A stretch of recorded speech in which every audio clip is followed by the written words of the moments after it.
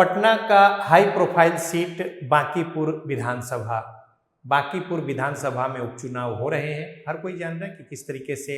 BJP के नितिन नवीन, जो कि यहाँ से विधायक चुने गए थे, बिहार सरकार में मंत्री, बाद में वो राज्यसभा के लिए चुने गए और उसके बाद ये सीट छोड़ी और उनके इस्तीफे से ये सीट जो है वो रिक्त हुई है और इस पर उपचुनाव हो रहा है। नितिन नवीन बीजेपी के राष्ट्रीय अध्यक्ष बने, तो लिहाजा अब ये जो सीट है बेहद हाई प्रोफाइल पहले ही सी थी, लेकिन सबकी नज़र इस मायने में टिकी हुई है कि बांकीपुर का जो चुनाव होना है यहाँ पे किसका डंका बजता है। चूँकि ये परंपरागत बीजेपी की सीट रही है और नितिन नवीन यहाँ से जब से वो चुनाव लड़ते रहे हैं वो जीतते रहे हैं। इससे पहले उनके पिता चुनाव जीतते रहे हैं, तो लिहाजा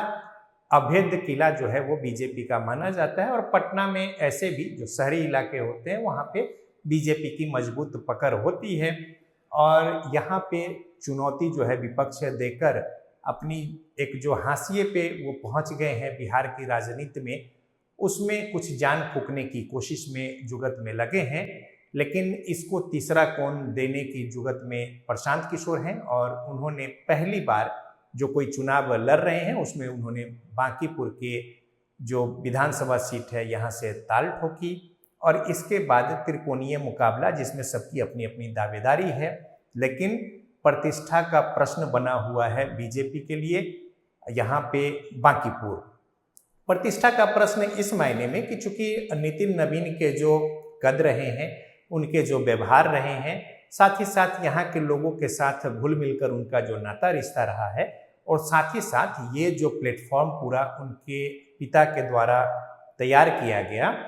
इसको लेकर यहाँ पे उनके प्रति एक जो आम जन है उनका विशेष स्नेह है। लेकिन अब चूंकि बीजेपी के उम्मीदवार जो है वो दूसरे, पहले तो बनाए गए अभिषेक सिन्हा, लेकिन नामांकन करने और साथ ही साथ आशीर्वाद सभा के रूप में तमाम एनडीए के जो बड़े नेता हैं उनकी उपस्थिति में बातें कही गई, समर्थन मांगा गया। यहाँ तक कि मुख्यमंत्री सम्राट चौधरी भी मंच से अपनी बातें रखी, दोनों डिप्टी सीएम और सभी बड़े नेता जो हैं वो अपनी बातों को रखा। लेकिन अगले ही दिन शाम शाम होते एक अविश्वसनीय तरीके से, जिस तरीके से घटनाक्रम नाटकीय कह ले इसे, और घोषणा हुई कि चुनाव नहीं लड़ेंगे अभिषेक बंटी और उनके द्वारा ही ये घोषणा की गई। पारिवारिक कारण जो है हवाला दिया गया और उसके तुरंत बाद फिर नए उम्मीदवार की घोषणा बाज़ाब्ता आधिकारिक तौर पे की गई और फिर नीरज सिन्हा जो हैं बूथ स्तर से वो भी अपने जो शुरुआत की है पार्टी में और लंबे समय तक वो भी वर्कर हैं, मीठापुर के रहने वाले हैं। तो लिहाजा अब नए उम्मीदवार नामांकन के बाद ये जो तब्दीली आई और अब जो है उम्मीदवार यहाँ पे नीरज सिन्हा, इस बात को लेकर अब जो विपक्ष है वो निशाना साध रहा है और कई सवाल जो है वो कटघरे में तमाम जो ये बातें हुई इस प्रकरण को लेकर खड़ा कर रहा है और सवाल कर रहा है। अब यहाँ पे थोड़ी किरकिरी तो निश्चित तौर पे हुई बीजेपी की, जिस तरीके से कैंडिडेट जो है नामांकन के बाद हटाए गए, नए कैंडिडेट 13 तारीख जो है नामांकन की आखिरी तिथि है रविवार और फिर उसके बाद आखिरी दिन सोमवार का बचता है। तो सोमवार को अब नामांकन होगा, यानी 13 तारीख को अंतिम दिन। बीजेपी के जो अब दूसरे नए उम्मीदवार घोषित हुए हैं बांकीपुर विधानसभा उपचुनाव के लिए, नीरज सिन्हा, अब वो नामांकन करेंगे।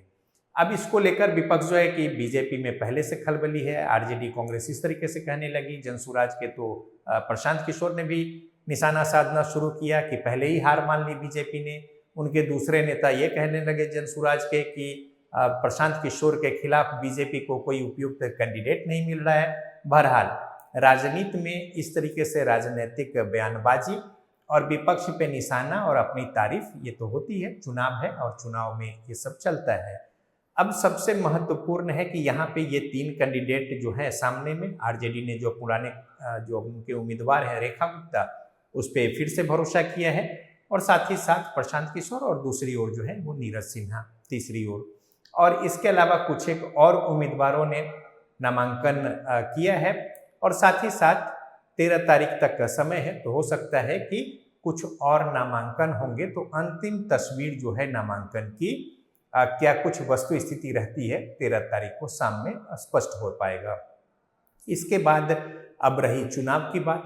तो चुनाव तो हाई प्रोफाइल है ही है, नज़र टिकी हुई है। जहां बीजेपी की प्रतिष्ठा दांव पर है, चूंकि अब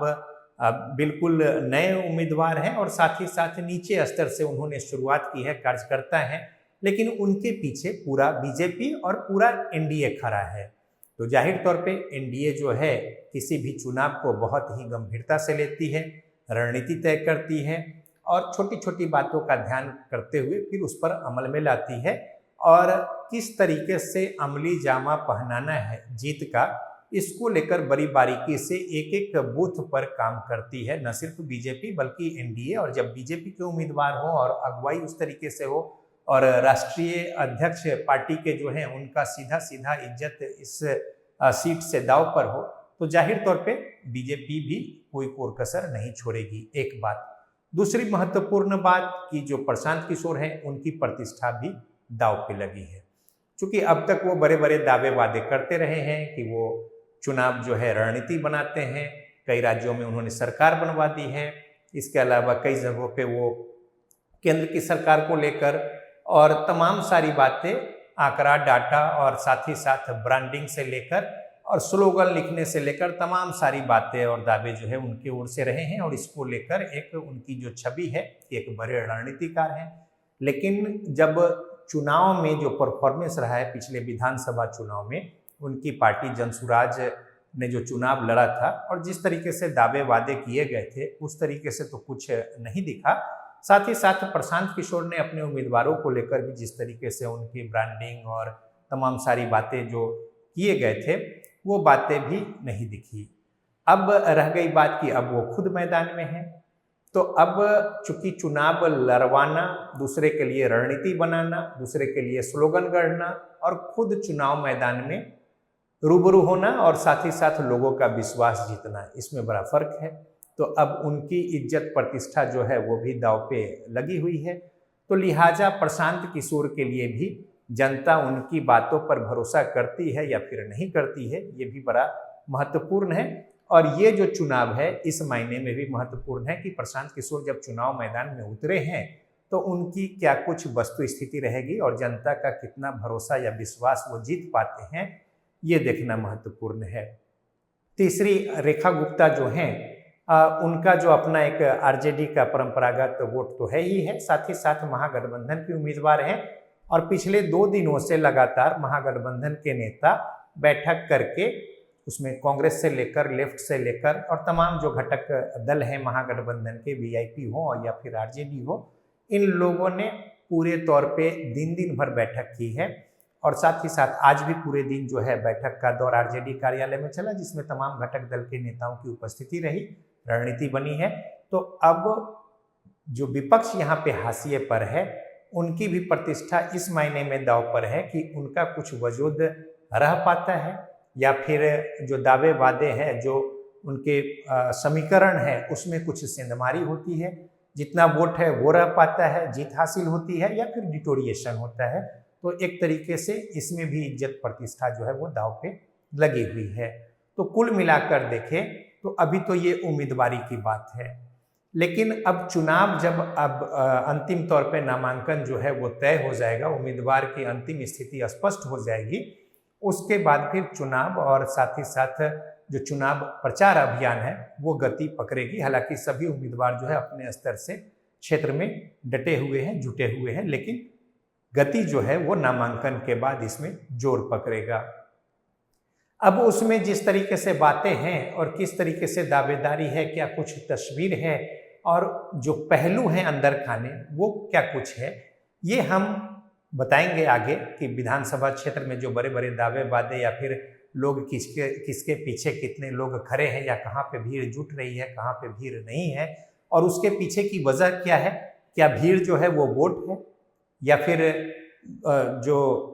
लोग दिख रहे हैं वो सिर्फ जुटाए हुए बुलाए हुए लोग हैं। बहरहाल ये मसला जो है ये अलग, और साथ ही साथ ये आगे हम चर्चा में बताएंगे कि किस तरीके से ज़मीनी हकीकत है। लेकिन नामांकन की जो स्थिति है उसमें अब यही स्थिति है, और साथ ही साथ इतना ज़रूर है कि बीजेपी ने जो अपने उम्मीदवार बदले हैं और अंदर खाने जो कुछ बातें हैं, देखिए राजनीति में कहने की बात कुछ और अंदर खाने कुछ और होती है। पारिवारिक वजह बताकर और पीसी करके उन्होंने चुनाव लड़ने से मना करके पीछे हट गए, नए उम्मीदवार आ गए। लेकिन अंदर खाने इतना ज़रूर है कि आगे घेराबंदी न हो, किसी तरीके का सवाल जवाब न हो। ये जो निर्णय लिया गया था इसमें भी कई शंका शुबा है और ये निर्णय सही है गलत है इस पर भी बड़ा सवाल है। लेकिन बहरहाल अब ये मसला तो खत्म हो गया, नए उम्मीदवार आ गए हैं। तो अब ये देखने की बात है कि अंतिम तौर पे 13 तारीख के शाम को नामांकन में कितने लोग बांकीपुर से किस्मत आजमाने को लेकर अपनी उम्मीदवारी रखते हैं और उसके बाद फिर आगे की बात जो है चुनाव की वो होगी। तो बहरहाल आज की चर्चा में इतना ही, मुझे दीजिए इजाजत, नमस्कार।